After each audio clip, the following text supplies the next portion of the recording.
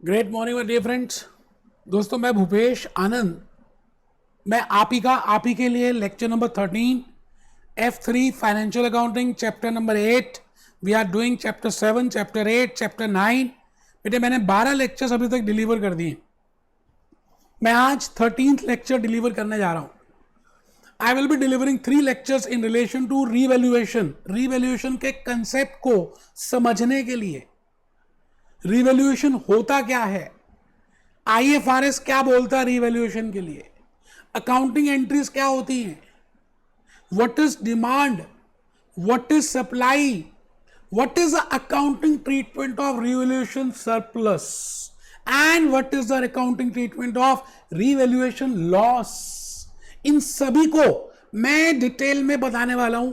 तो lecture 13th, lecture 14th, lecture 15th, ये तीनों lectures are very important for examination point of view. तो आप अपना रजिस्टर ओपन कर ले।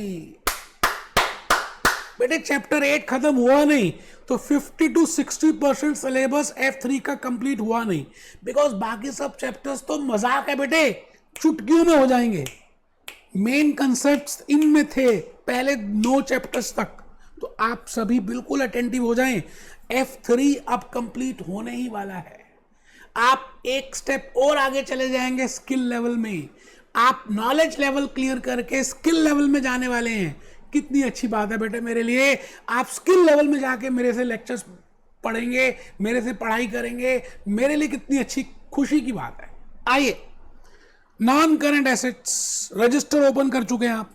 उसमें आप लिख रहे हैं नॉन करंट एसेट्स का रीवैल्यूएशन। बेटे, रीवैल्यूएशन का मतलब है उसकी वैल्यू का बढ़ना या उसकी वैल्यू का घटना। आप देखते हैं कि लाइफ में बड़े सारी चीजें ऐसी होती हैं जिनकी value automatically as the time passes by बढ़ जाती है। बेटे, आपने कभी फ्रेंच की ग्रेप वाइन का नाम सुना है? ग्रेप वाइन जितनी पुरानी होती है ना बेटे फ्रांस की, उसकी वैल्यू और ज्यादा बढ़ जाती है, बिकॉज उसमें बैक्टीरिया प्रोडक्शन ज्यादा हो जाता है। और ज्यादा बैक्टीरिया प्रोडक्शन से क्या होता है, आपको नशा ज्यादा आने लग जाता है जब आप ज्यादा पीते हैं। बासमती चावल, आम का अचार, बेटे ये ऐसी चीजें हैं जितनी पुरानी होगी इनकी वैल्यू और बढ़ती जाएगी। तो मैं आज रीवैल्यूएशन की बातें कर रहा हूं। I will be talking of what is the meaning of revaluation, what are the scenarios of revaluation, what I mean by revaluation surplus, what I mean by revaluation loss. बेटे, बड़ा मजा आने वाला है। I am fully excited for today's lecture. तो लिखना शुरू कर देंगे। एक बच्चा कह रहा है जी मैं तो लिख ही रहा हूं। कमर सीधी करके बैठना बेटे, ढीले ढीले नहीं बैठना। साइलेंट कर दीजिए अपना WhatsApp. Non current asset revaluation. अच्छा, रीवैल्यूएशन के नीचे मैंने कुछ बातें लिखी है, अभी आपको क्लियर नहीं होगी, अभी लिख लीजिए OCI। वैसे OCI की फुल फॉर्म है अदर कॉम्प्रिहेंसिव इनकम। देखेंगे क्या है, देखेंगे, बैठेंगे, बात करेंगे। इक्विटी देखेंगे, बैठेंगे, बात करेंगे। SOFP statement of financial position, बेटे बैलेंस शीट का दूसरा नाम है। देखेंगे, बैठेंगे, बात करेंगे, चर्चा करेंगे बेटे। और फिर मैंने नीचे लिखा है इफेक्ट 1, इफेक्ट 2। अभी कुछ एक्सप्लेन नहीं किया। एक बच्चे का तो मन बिल्कुल मूड ऑफ ही हो गया, उसने कहा पता नहीं ये मास्टर क्या कराता जा रहा है। इफेक्ट 1, इफेक्ट 2 भी बता दिया। बेटे, just you have to write it down. I have not explained it, I will be giving you my own story. मैं अपनी कहानी बताऊंगा और आपको वो कहानी सुनने के बाद ऐसे समझ आएगा बेटे, ऐसे समझ आएगा। आप इफेक्ट 1 लिखिए, show non current asset at fair value. Assume कीजिए फ्रेंच लैंग्वेज है, फ्रांस की बातें आज हमने की ना, वाइन की बातें की ना, ग्रेप्स की बातें की ना, ग्रेप वाइन की बात की ना। आप मानिए फ्रेंच लैंग्वेज है, आपको समझ नहीं आ रही, बस आप लिखते जा रहे हैं। Effect 1, show non current asset at fair value. Effect 2, other comprehensive income, equity, और इक्विटी से ब्रैकेट डालकर लिख दीजिए SOFP। आराम से बेटे। मैंने कहा ना जी मैं जल्दी में हुई नहीं, मेरे को जल्दी नहीं है तो आपको किस बात की जल्दी है यार। मैं एक एक कंसेप्ट को लेकर सेपरेट सेपरेट लेक्चर फ्रेम कर रहा हूं कि आपको ज्यादा क्लैरिटी मिले। तो non current assets, revaluation, other comprehensive income, equity, SOFP। Effect 1, non current asset at fair value. Fair value can also be named as market value, other comprehensive income, equity, SOFP। ठीक है जी, आइए मैं अब अपनी कहानी को बताने जा रहा हूं। मेरी कहानी को सुनने के लिए आपका ध्यान से बैठना इंपॉर्टेंट है। You have to see me clearly, you have to see me sincerely that what I am speaking. क्या बोलता, क्या बोलती, मैं क्या बोलती, आप ध्यान से सुनती। मैं आपसे ये कह रहा हूं कि बेटे मेरी कहानी है कि ये दुनिया, पूरी अर्थ प्लैनेट किस पे चल रही है?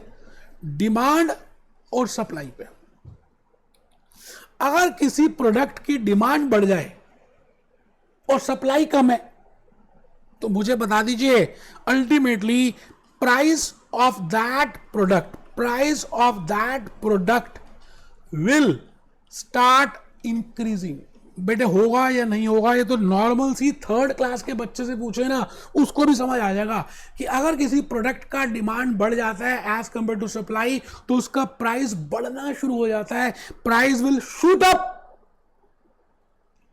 अगर मैं ऑपोजिट बोलूं आपसे कि अगर किसी की डिमांड कम है और सप्लाई ज्यादा है, ऐसा भी तो हो सकता है, बिल्कुल होता है, तो price of that product, price of that product, जिस प्रोडक्ट की सप्लाई ज्यादा हो गई डिमांड से, उसका वैल्यू, उसका यूनिट प्राइस कम हो जाएगा, बिल्कुल कम हो जाएगा।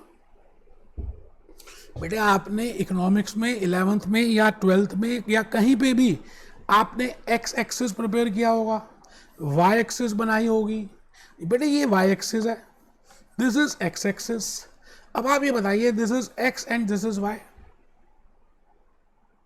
मैं आपसे ये कहता हूं कि if this is, let it be, let it be, let this be you know supply and let this be demand. अगर डिमांड बढ़ता जा रहा है और सप्लाई ज्यादा, मान लेते हैं डिमांड यहाँ है और सप्लाई इतनी है, डिमांड यहाँ है तो सप्लाई इतनी है, डिमांड यहाँ है तो सप्लाई इतनी है, तो बेटे आप क्या करें, अगर इन पॉइंट्स को जोड़ते हुए एक रेखा बना लें तो you can calculate the price, you know, and with this relationship I can find out that when demand is more than supply my price will shoot up, and when my demand is less than supply my price will come down. So it means price is directly related with the price, demand and supply.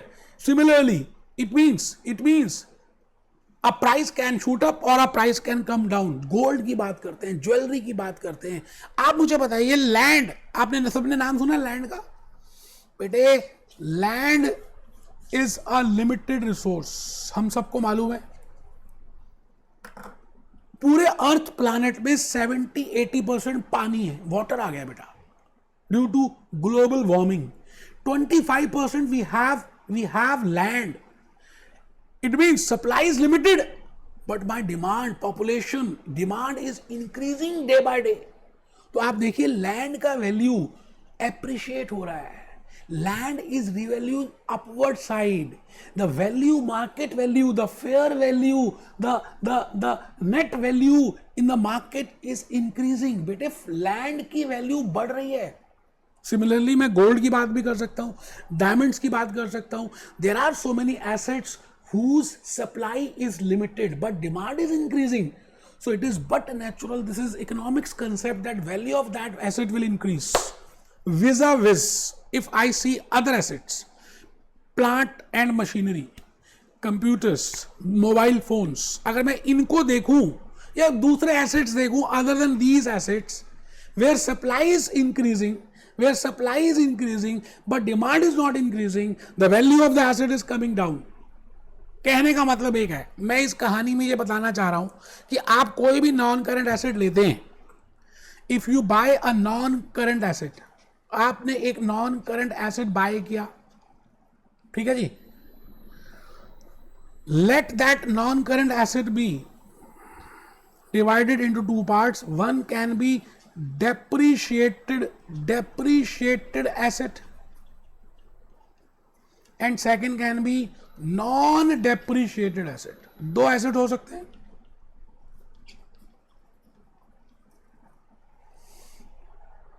बेटे depreciated asset और non depreciated में मैं land लिख दूं, land is non depreciated. All assets other than land, मैं यहां पे लिख सकता हूं other than land. All non-current assets other than land, all non-current assets other than land are depreciated. दोनों हो सकते हैं, ठीक है जी. अब आप ये बताइए, चाहे वो नॉन करंट एसेट डेप्रिशिएटेड है या वो non current asset non depreciated है, whether the value of the asset, there can be two scenarios which can be possible. Scenario number 1 is, मैं ऐसा एज्यूम करता हूं कि मैंने इस एसेट को परचेज किया आज से कुछ साल पहले at T0, let it be $1,00,000. Let it be depreciated asset or non-depreciated asset. I am not concerned with this. अभी आप पहले लॉजिक समझ लीजिए. T3, जब मैं T3 में पहुंचा, मतलब आफ्टर 3 years इसका वैल्यू मार्केट में $1,50,000 हो गया. And now I am not going in the reasons. I have just told you the reason that it is because of demand and supply. The main logic is demand and supply. If demand is more than supply, the price will increase. So I am not going for reasons. I have just given you the hint for that. But the point is, अगर value बढ़ गई, fair value, market value, realizable value, if it is more than the historical value, I will say this is the cost price, or I will say this is the carrying value. This is carrying value, or I will say this is historical price. कुछ भी कह दीजिए दोस्तों, कोई घबराने की बात है कहां, अभी देखेंगे ना हम. मैंने माना कि 1,00,000 रुपए आपने उस एसेट को खरीदा था, उसके नाम में क्या रखा है, आपका नाम घर का बंटी है, मेरा नाम बबली है, तो क्या दिक्कत है. ऑफिस में भूपेश बोलते हैं, घर में बबली बोलते हैं. मैंने कहा name can be cost price और कैरिंग वैल्यू और हिस्टोरिकल वैल्यू, कुछ भी हो सकता है.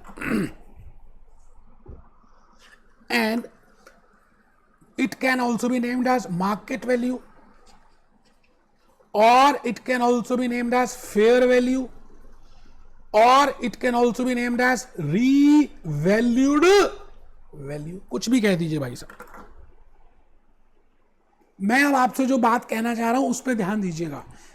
If revalued value, if fair value, if market value is more than historical value, cost price, carrying value, or the value which is appearing in my books of accounts, जो value मेरी balance sheet में आ रही है उससे ज्यादा market में उसी asset की वैल्यू है.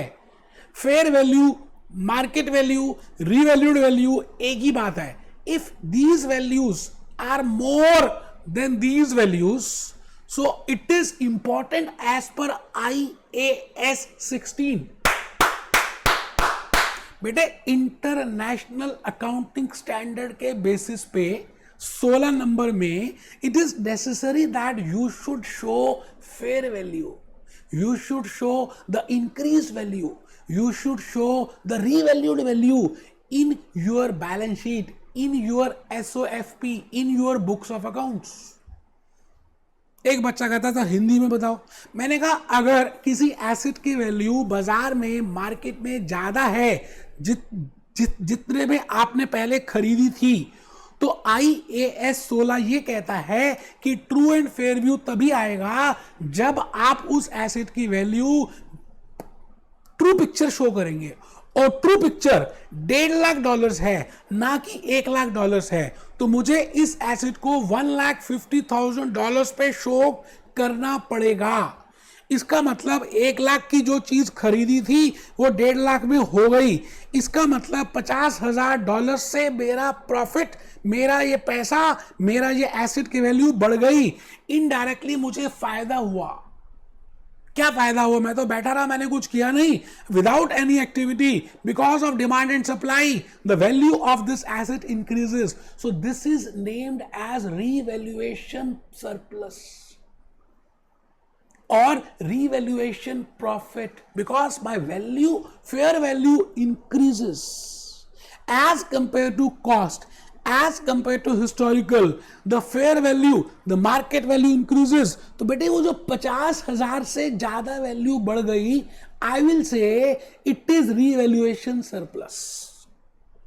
and as per IAS 16 I have to show my values at revalued figures. तो बेटा ये जो पूरा चैप्टर आज मैं बोल रहा हूं ना, लेक्चर 13, ये इसी के ऊपर आधारित है कि रिवैल्यूएशन का मतलब क्या होता है। अगर रिवैल्यूएशन है तो रिवैल्यूएशन सरप्लस कब होगा, रिवैल्यूएशन लॉस कब होगा, आपको क्या जर्नल एंट्रीज पास करनी चाहिए, what are the accounting treatment for that, how you will prepare the ledger accounts. Very very simple, कुछ मुश्किल है ही नहीं यार। भूपेश आनंद के साथ क्या मुश्किल है यार, आप बस अपना रजिस्टर ओपन करें, थोड़ा सा पहले कुछ लिखेंगे क्योंकि मेरी कहानी कंप्लीट हो चुकी है। मैं कुछ लिखवाऊंगा, फिर कुछ बातें करेंगे, कुछ मैजिक, कुछ प्यार, और F3 क्लियर हो जाएगा बेटे। आओ आओ जी, आओ जी, दिल से दिल लगाओ जी। पॉइंट्स दिखने हैं बेटा। I have prepared some some handwritten slides आपके लिए बनाई है। आप लिखिए, मैं 1 मिनट में आ रहा हूं, तब तक आप लिखें। एज पर IAS 16 से लिखना है।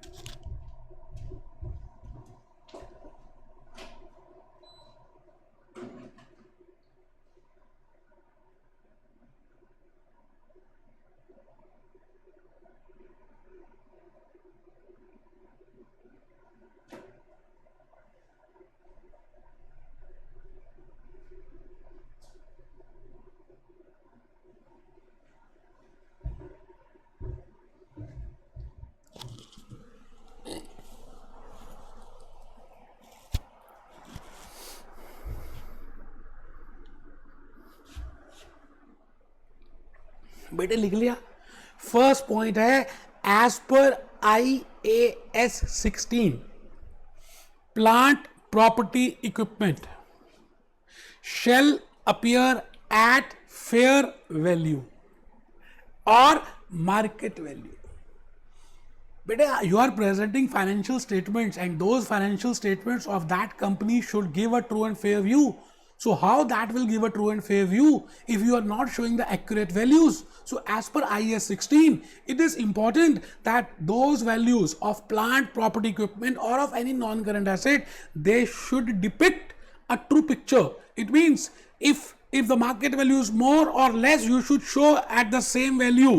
Okay. Third point, IAS 16 recognizes, अब देखिए आप जब F7 में जाएंगे ना, फाइनेंशियल रिपोर्टिंग जब हम डिटेल में डिस्कस करेंगे, at that time again non current asset का चैप्टर आएगा। और उस नॉन करंट एसेट में मैं बच्चों को क्या कराता हूं, there are 2 models as per IFRS, there is 1 model as per US GAAPs. उस समय हम US गैप्स की डिस्कशन भी करेंगे, बट आज मैं US गैप्स की डिस्कशन भी नहीं कर रहा।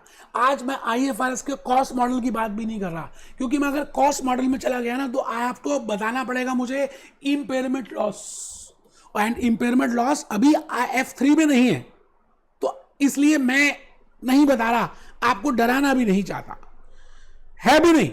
IAS 16 recognizes revaluation model just for understanding purpose. There are 2 models as per IAS 16. One is cost model and second is revaluation model. I am only discussing revaluation model. As per this revaluation model, if the value of the asset, the market value, the fair value increases, मैं खाली अभी बात करूंगा revaluation surplus की, मैं revaluation loss की बात ही नहीं कर रहा, इसलिए कॉस्ट मॉडल बता ही नहीं रहा। अभी आप पहला सिनेरियो देख लीजिए, जब नॉन करंट एसेट की वैल्यू बढ़ जाती है। IAS 16 recognizes revaluation model. If there is a gain and if there is a loss, no doubt मैंने फिर भी थोड़ा सा बताने हिंट दिया है, हम लॉस का सिनेरियो डिस्कस नहीं करेंगे बिकॉज वो हमारे कोर्स में नहीं है, बट गेन भी हो सकता है और लॉस भी हो सकता है। मार्केट वैल्यू कैन इंक्रीज और market value can come down. मैं सिनेरियो डिस्कस करूंगा if my market value increases, तो मैंने लेफ्ट हैंड साइड में लिखा if there is a gain, revaluation surplus will be part of other comprehensive income. लिखेंगे बेटे अभी रिवैल्यूएशन सरप्लस, जैसे मैंने अभी बताया आपको $50,000, जो मैंने अभी एग्जांपल दिया अपनी कहानी में कि आपने एक एसेट 1 लाख का परचेज किया था $1 लाख का और उसकी वैल्यू $1,50,000 हो गई। इट मींस उसका वैल्यू $50,000 से बढ़ गया, तो दैट $50,000 इज रिवैल्यूएशन सरप्लस। अब उसको हम अपनी इनकम नहीं मानेंगे बेटे। Income can B of 2 types. अब सुनिएगा, मैं ये कहता हूं इनकम की एक बड़ी ब्रॉड क्लासिफिकेशन है, that income can be named as realised income, और एक दूसरी क्लासिफिकेशन है अनरियलाइज्ड इनकम। आराम से बेटे, कोई जल्दी है ही नहीं। आई रिपीट बेटे, इनकम के दो कैटेगरीज होती हैं। एक कैटेगरी का नाम है रियलाइज्ड इनकम और दूसरी कैटेगरी का नाम है अनरियलाइज्ड इनकम। रियलाइज का मतलब क्या है? जो आपको कैश में रियलाइज हो गई, विच you have received, which you have received in cash, जो कैश में रिसीव हो गई। और अनरियलाइज क्या होंगी बेटे? which you have not received in cash. बड़े एफ 7 में डिस्कस करेंगे, बट स्टिल कंसेप्ट को क्लैरिटी के लिए मैं आपको बता रहा हूं, income can B of two types. एक तो होती है बेटे रियलाइज्ड इनकम, जो कैश में रियलाइज हो गई। जैसे फॉर एग्जांपल मैं आपसे बात करूं, मैं आपको बोलूं that I have sold goods, cost price था गुड्स का $10,000 और सेलिंग प्राइस था गुड्स का $12,000 and I have sold at 12,000, it means I have a profit income of $2,000। तो बेटे ये जो $2,000 है, इसको मैं कहूँगा it is realised income, because I have realise in cash. मैंने इसको हासिल कर लिया है, मैंने इसको रियलाइज कर लिया है, मैंने इसको रिसीव कर लिया है, ये कैश में आ रही है $2,000। बट अगर मैं आपसे बोलता हूँ कि I am having a land, या मेरे पास एक घर है जिसमें मैं घर में रहता हूं, which I have purchased at $1 lakh, and now the value of this house is $1,50,000 in the market. So no doubt here also I am having a income। बेटे इनकम तो हो रही है $50,000 की, बट क्या लगता है whether this income of $50,000 should be classified in realized income or it should be classified in unrealized income। मैं आपसे पूछ रहा हूं कि ये जो $50,000 से मेरे हाउस की वैल्यू बढ़ गई, मैं उसी घर में रहता हूं, या that house, that land is being used for that business is the owner of that land, that house. Now my asset, the value has been increased by $50,000. Now the point is whether that $50,000 is realized or that is unrealized। बेटे उसको हम कहेंगे unrealized, क्योंकि मैंने बेचा थोड़ी है उसको, मैं तो जस्ट अपनी बुक्स को प्रॉपरली प्रेजेंट कर रहा हूं as per IAS 16। It means the gain, the income which I have realized in cash is named as realized income, and the cash, the income which I have not realized in रोकड़ा, मेरे को मिली नहीं है, हाँ एहसास है, मैं खुश हो रहा हूं, I am feeling happy for that my value of the asset has increased, but that is not realized in cash because I am not selling it. So I will say it is named as unrealized income। So my dear friends, मैं अब आपको आ रहा हूं लेकर, एक बात बताना ये चाहता हूं कि in as per IAS 16, if that is income is realized, if that income is realized income, or if that income is unrealized income, but I have bifurcated the income into two parts, if that is realized income or if that is unrealized income। If it is realized, it will be a part of my comprehensive income। बेटे हम final accounts के chapter में करेंगे that which type of income can be of two types, comprehensive income or other than comprehensive income। I will, I will write unrealized income under the category of other than comprehensive income. एक बच्चे का तो mood ही खराब हो गया, वो कहता master पागल होगा, पता नहीं क्या बोलता जा रहा है। बेटे मैं F7 की थोड़ी सी बातें यूज कर रहा हूं, लेकिन ये लॉजिकल बात है, आप इसको मत मानिए कि F7 है। आप खुद लॉजिकली बताइए। इनकम को मैंने कहा दो तरह की हो सकती है, एक जो आपने रियलाइज कर ली कैश में, और एक जो अभी रियलाइज नहीं हुई। मैंने कहा जो रियलाइज कर ली उसको तो आप नॉर्मल इनकम माने, उसका प्रॉफिट अर्न कर लिया, उससे डिविडेंड ले लें, उसको आप ड्राइंग कर लें, कुछ भी कर सकते हैं क्योंकि वो रियलाइज हो गया। तो उसको आप कॉम्प्रिहेंसिव इनकम में ट्रांसफर करें। कॉम्प्रिहेंसिव इनकम नॉर्मल इनकम होती है, फाइनल अकाउंट्स के चैप्टर में करेंगे। और जो इनकम अभी तक आपने रियलाइज नहीं की, जो खाली बुक्स में है क्योंकि आपने बेची नहीं, उसको हम कहते हैं इट इज अनरियलाइज इनकम।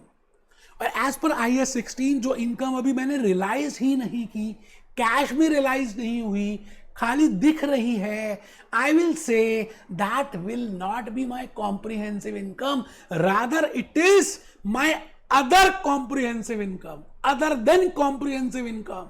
इसका मतलब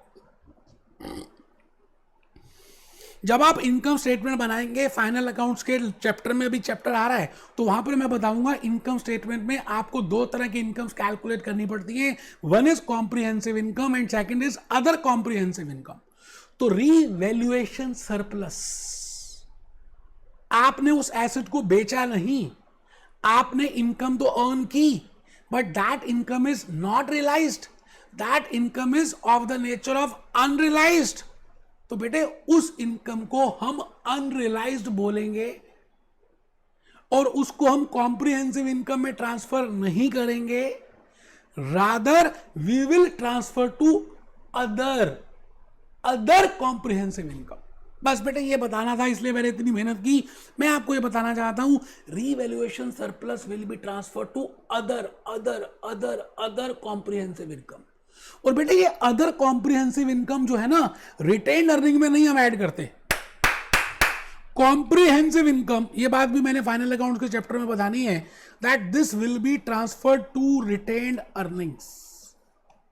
comprehensive income will be transferred to retained earnings, but other than comprehensive income, जिसको हम छोटा नाम बोलते हैं OCI, will not be transferred to retained earnings, rather it will be transferred to equity। अब ये इक्विटी क्या है देखेंगे फाइनल अकाउंट्स के चैप्टर में, बट इक्विटी शेयर कैपिटल का पार्ट होता है, अभी हम देखेंगे। मैंने आपको कहा कि अगर ये इनकम रियलाइज्ड है तो कॉम्प्रिहेंसिव इनकम है, रिटेन्ड अर्निंग में ट्रांसफर कर देंगे, उसमें से डिविडेंड दे सकते हैं, उसको विड्रॉ कर सकते हैं। But if that income is unrealised, we will not transfer to retained earnings, it will be treated as other comprehensive income, it will be directly transfer to equity, it will not be a part of retained earnings. बताओ क्यों? Logic मेरे पास है बेटे। आप कोई भी चीज retained earning में ट्रांसफर कर देते हैं, इट मींस वो आपके प्रॉफिट्स हैं, आप उसको विड्रॉ भी कर सकते हैं। बेटे ये प्रॉफिट हुआ तो है, मिला थोड़ी है आपको, तो जब मिला ही नहीं है तो आप विड्रॉ कैसे कर सकते हैं?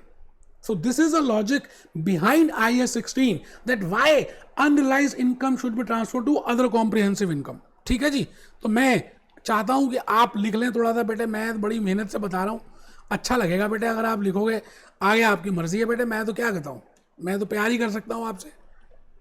कहां गया बेटे, कहां गया? फर्स्ट पॉइंट तो लिख लिया सभी ने। एक बच्चा कहता है क्या आपने इसकी स्लाइड्स प्रिपेयर की हैं? मैंने कहा बिल्कुल बनाइए। देखो जी, ये स्लाइड्स हैं, ये हम कर रहे हैं रिवैल्यूएशन, ये कर रहे हैं बेटे। Some assets such as land and building में rise in the value over time, so it is important. देखो यहां भी लिखा ना, it is important to show the increase value which is named as, the process is named as revaluing the asset। आगे देखिए क्या लिखा है, IAS 16 permits items of PPE to be measured and accounted for using the revaluation model. अभी हमने revaluation model की बात भी की थी, cost model भी होता है, वो भी डिस्कस नहीं कर रहे. As per IS 16, the difference usually a surplus. Now, because in our syllabus there is a profit scenario. In F7 we will discuss loss scenario 2. But अभी आप profit को पहले समझ लीजिए. It is a difference between revalued amount and the carrying value. अब revalued का अब दूसरा नाम क्या है? Fair value, market value, or cost value, or historical price. It is recognized as an item of other comprehensive income because it is unrealized in nature. Unrealized का dictionary meaning क्या होता है? जो भी रियलाइज ही नहीं की. And credited to revaluation surplus within equity. अभी देखेंगे इक्विटी क्या है, within balance sheet. Now we will see what is balance sheet, what is equity and how it is being transferred. मैं बताऊंगा. Let's practise. बेटे हमने ये question करना है, लेकिन मैं इस क्वेश्चन को करने से पहले चाहता हूं कि आप कुछ जनरल एंट्रीज लिख लीजिए. बड़ी सिंपल सी जनरल एंट्रीज है बेटे, ज्यादा कुछ है नहीं. मेरा गला दर्द हो रहा है, आप लिख लेंगे तो मेरे को थोड़ा सा रेस्ट भी मिल जाएगा. आइए थोड़ा सा लिखते हैं, फिर हम इसी क्वेश्चन में आएंगे. मैं अब चुप रहूंगा. I will not speak anything, rather just write down your slides. First point लिख लिया, ये भी लिख लिया बेटा. अच्छा देखिए, ओसीआई से कहानी शुरू हुई थी और मैंने ओसीआई का पूरा आपको कंसेप्ट बता दिया. फोर्थ पॉइंट लिखिए.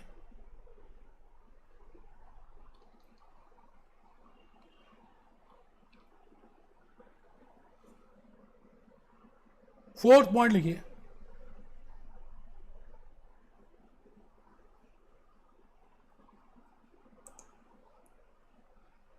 बेटे फोर्थ लिखना है, suppose value of the asset is as follows.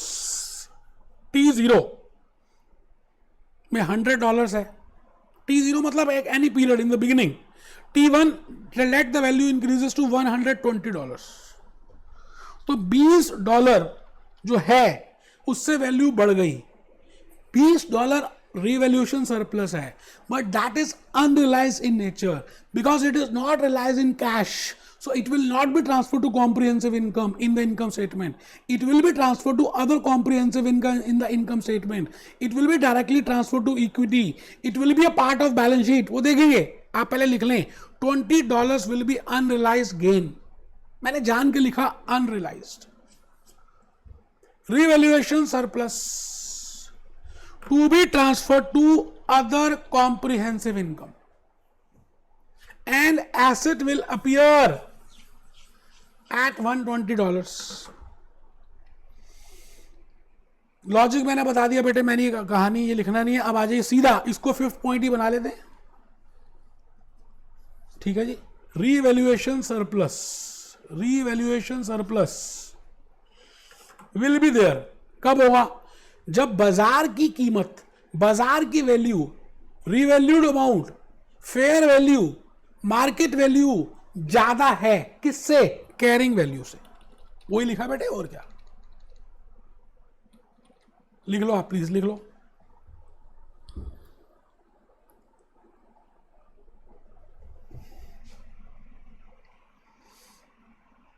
बेटे जितने प्यार से मैं बता रहा हूं, इतने प्यार से तो आपके घर वाले भी आपको नहीं बुलाते. ठीक है जी. अब आ जाइए, अब मैं जनरल एंट्रीज में आ रहा हूं. बड़ा ही इंपॉर्टेंट लॉजिक, उसके बाद हम 2 क्वेश्चंस करेंगे और लेक्चर कंप्लीट. बेटे जनरल एंट्रीज इतनी सिंपल है, इतनी सिंपल है कि मैं क्या बताऊं, but still I have prepared a flow chart. मैंने उस फ्लो चार्ट को 2 कैटेगरीज में बनाया. That what will be the entries for non depreciated assets, उसको मैंने स्टार बना दिया अभी, स्टार, पिंक कलर का star. And what will be the entries for depreciated assets. Depreciated asset होंगे तो क्या एंट्री पास करेंगे, और नॉन डेप्रिशिएटेड होंगे तो क्या एंट्री पास करेंगे. बिकॉज रीवैल्यूएशन तो दोनों में हो सकता है, whether it is a depreciated asset और whether it is a non depreciated asset, दोनों में देयर कैन बी रीवैल्यूएशन. तो मैंने क्या किया, फ्लो चार्ट प्रिपेयर किया, ब्रांचेस बनाई, और उन ब्रांचेस में मैं लिखूंगा that what will be the entries, but वो एंट्रीज इतनी सिंपल है कि मैं क्या बताऊं. आप मुझे एक चीज बताइए, लॉजिक पूछता हूं आपसे. अभी अभी हमने एक example, we have just discuss one example that let it be T0 and let it be $1,00,000 I have purchased. ठीक है. T1 I have debited accumulated depreciation because this is a depreciable asset and I have debited 10,000 or let it be $15,000 as accumulated depreciation on that asset. But at T2, supposedly the value of that asset increases to $1,80,000. In the market, the fair value is $1,80,000. इसका मतलब as per IAS 16 के हिसाब से मुझे इसको 1,80,000 अपनी books of accounts में show करना चाहिए. बट इसकी वैल्यू अगर आप देखें तो कैरिंग वैल्यू कितनी है बेटे? Carrying value is $85,000. But now it has increase to $85,000, $1,80,000.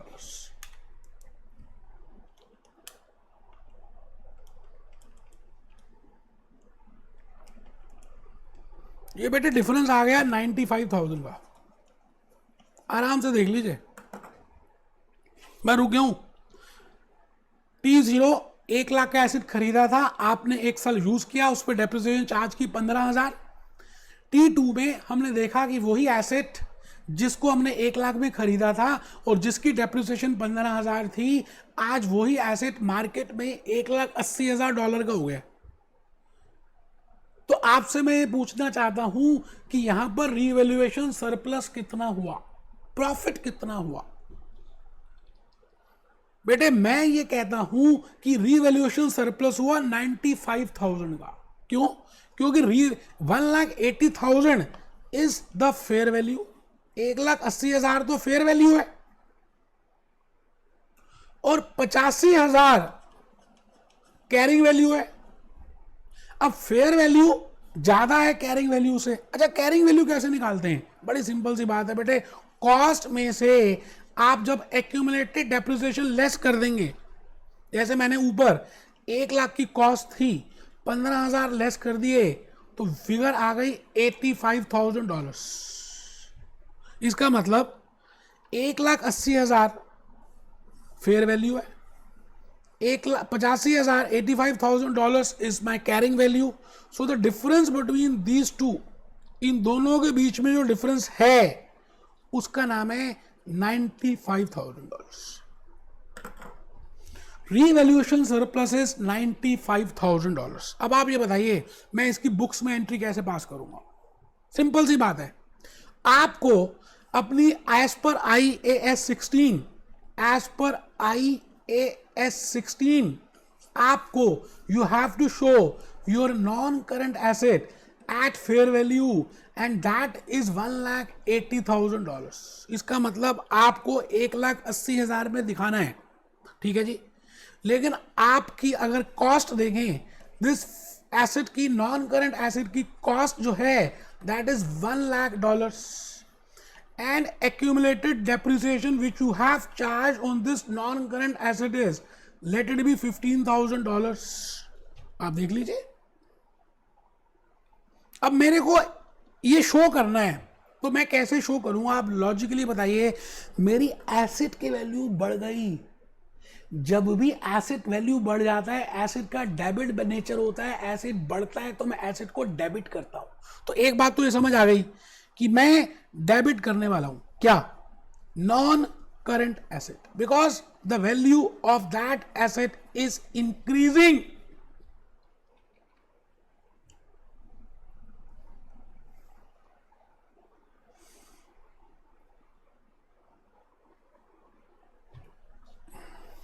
और क्रेडिट करने वाला हूं revaluation surplus, because that is a profit, that is a income.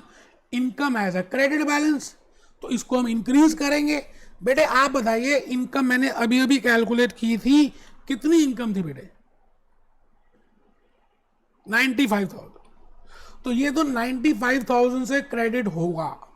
But एक लॉजिकली एक बात बताइए, if the value of the asset has been increased, तो क्या उस पर डेप्रिसिएशन जो मैंने पहले चार्ज की थी, बिकॉज मैंने पहले ऑलरेडी 15,000 का ये डेप्रिसिएशन चार्ज कर दिया था, जबकि डेप्रिसिएशन चार्ज करने के पीछे लॉजिक क्या है, the value of that asset is coming down, is diminishing, so we generally debit $15,000 और the depreciation on that asset. हम 15,000 डेप्रिसिएशन उस पर चार्ज कर रहे हैं, बट यहां पर ऑपोजिट हो गया है। तो मुझे वो एक्यूमुलेटेड डेप्रिसिएशन जो पहले मैंने आपको बताया था, which you have already passed, उसको नलिफाई करना पड़ेगा। तो मैं यहां पे लिख रहा हूं डेबिट एक्यूमुलेटेड डेप्रिसिएशन। एक बच्चा घबरा गया, 15,000 और 80,000, मैं 80,000 यहां पर शो कर रहा हूं, आराम से देख लीजिए जी। नॉन करंट एसेट मुझे दिखाना है 1,80,000 पे। पहले लॉजिक समझ लीजिए, मेरी वैल्यू ऑलरेडी 1,00,000 आ रही है, तो मैं 80,000 से इसको बढ़ा दूंगा। एक्यूमुलेटेड डेप्रिसिएशन जो पहले से आ रहा है इसको नलिफाई कर दूंगा, because the asset value is not decreasing, rather it is increasing, so I have to reverse it, and because it has a credit balance, now I want to nullify it, so I am debiting it, and revaluation surplus is my profit, I am crediting it। बेटे यही entries लिखी है, आप आराम से देखो, मैंने कितनी मेहनत से ये बताने की कोशिश की है। आप आराम से आइए और यहां देखिए, यहां पे थे आप जर्नल एंट्रीज। जर्नल एंट्रीज में मैंने ब्रांच बनाई फॉर डेप्रिशिएटेड, और यहां पे मैं लिखूंगा non depreciated. For depreciated asset, बेटे debit non current asset, debit non current asset. अभी अभी हमने एक एंट्री पास की और अभी अभी एग्जांपल में बताया नॉन करंट एसेट 80,000 से बढ़ गए। Debit depreciation $15,000, credit revaluation surplus $95,000। I think आपको समझ आ रहा है, एक ही एंट्री होगी रिवैल्यूएशन सरप्लस में। If that asset is depreciated, तो एक्यूमुलेटेड डेप्रिसिएशन जो पहले हमने ऑलरेडी किया हुआ है, चार्ज क्रेडिट कर दिया, उसको डेबिट कर देंगे। और अगर ये नॉन डेप्रिशिएटेड एसेट्स है, जो स्टार लगाया है उसका मैंने कुछ बताया नहीं, तो सिंपल सी एंट्री होगी non current asset debit, credit revaluation surplus, chapter close. लिख लें बेटा, फिर मैं एक्सप्लेन करूंगा। जनरल एंट्रीज मैंने ब्रांचेस बनाई for depreciated asset, for non depreciated asset, उसको स्टार लिखा। डेप्रिशिएटेड एसेट में मैंने कहा ये जनरल एंट्री होगी debit non current asset, debit accumulated depreciation. क्योंकि झूठी बात है ना, एक तरफ हम कह रहे हैं वैल्यू बढ़ रही है और पहले हमने कहा इसकी वैल्यू घट रही है। इसका मतलब अभी चीज को प्रूव करने के लिए जो पहले मैंने कम किया उसको भी तो बढ़ाना पड़ेगा, उसको भी तो नलिफाई करना पड़ेगा, then only it will give a true and fair view. तो इसलिए जो डेप्रिसिएशन मैंने पहले से ही चार्ज कर दिया था उसको नलिफाई करना है, इसलिए मैं उसको डेबिट कर रहा हूं। तो मेरी एंट्री हो गई debit non current asset 80,000, debit accumulated depreciation 15,000, credit revaluation surplus, it is a income that is 95,000। तो बताइए जी, ये एंट्री समझ आ गई। अब इसका इफेक्ट देखना है कहां कहां जाएगा, बस उसके बाद चैप्टर ही क्लोज है। हम 2 क्वेश्चंस करेंगे, चैप्टर कंप्लीट हो जाएगा। बेटे पहला इफेक्ट मैंने अभी अभी बताया आपको, रिवैल्यूएशन सरप्लस एक अनरियलाइज्ड प्रॉफिट है। So as per IAS 16, it will not be transferred to comprehensive income, it will be transferred to other comprehensive income। ऐसा मान लीजिए कि इनकम स्टेटमेंट में 2 पार्ट्स होते हैं, एक कॉम्प्रिहेंसिव इनकम, एक अदर कॉम्प्रिहेंसिव इनकम। जब हम फाइनल अकाउंट्स करेंगे तो मैं डिटेल में बताऊंगा। और अदर कॉम्प्रिहेंसिव इनकम को हम रिटेन अर्निंग में ट्रांसफर नहीं करते, डायरेक्टली इक्विटी में ट्रांसफर कर देते हैं। और इक्विटी कहां शो करते हैं? बैलेंस शीट में। तो इफेक्ट 1 लिखिए पहले तो। इफेक्ट 2, बेटे जो नॉन करंट एसेट है अब 1,80,000 में शो होगा। पहले 1 लाख में शो हो रहा था, तो सेकंड इफेक्ट है non current asset will appear at its fair value. बिल्कुल easy simple, no issues for that. मैं आ गया जी आपके लिए क्वेश्चंस में आ गया. मैं अब आपके सामने क्वेश्चंस करने वाला हूं. बड़े ही सिंपल से क्वेश्चंस आपको लगेंगे. मैंने ये क्वेश्चंस कैप्लॉन के लिए नाम चेंज कर दिए, बाकी सब कुछ वही है. Bunty ons land. बंटी के पास लैंड है बेटे. लैंड आपको बताया मैंने लिमिटेड रिसोर्स है, और लैंड की value, land is a non depreciated asset. इस पे डेप्रिसिएशन चार्ज नहीं होता because demand is more, supply is less. कितने का? $2.5 लाख का उसने खरीदा. फिर उसने कह भी दिया नो डेप्रिसिएशन. हमें पता ही था कि डेप्रिसिएशन नहीं लगता. Has been charged on the land. ठीक है, we know that in accordance with IAS 16. Okay, Bunty wishes to revalue the land to reflect its current market value, which it has advised as 3,50,000. बेटे 2.5 लाख का खरीदा था, 2 लाख का खरीदा था, और 250 का खरीदा था. कब खरीदा होगा? कभी. आज उसकी वैल्यू 350 हो गई है, 350 हो चुकी है. ठीक है जी. It means the value has been increased by 1 lakh. अभी आंसर मत देखो, आप मुझे बताओ 2.5 लाख की एक चीज खरीदी थी, वो 3.5 लाख की हो चुकी है. 1 लाख से लैंड की वैल्यू बढ़ गई. This is revaluation surplus. मैं एक्चुअली में लैंड बेच नहीं रहा. So it is other comprehensive income. It will be transferred to equity. Equity is shown in SOFP. But my journal entry will be, मुझे non current asset 2.5 lakh की जगह 3.5 पे show करना है, तो मैं क्या डेबिट करूंगा? आप सोचिए, रटना कुछ है ही नहीं. Debit land, because land is increasing, land is asset, asset has debit nature, so I will debit it by $1 lakh. Credit, this is revaluation surplus, this is revaluation surplus $1 lakh. तो मेरी entry हो गई बेटे. Land debit, land debit, land debit, credit revaluation surplus, credit revaluation surplus. अब यही लिख दिया है इसने ऊपर. देखो आंसर में कुछ ज्यादा मुश्किल थोड़ी है. The land is held at this, this needs to be increase by 1 lakh to reflect the value of this.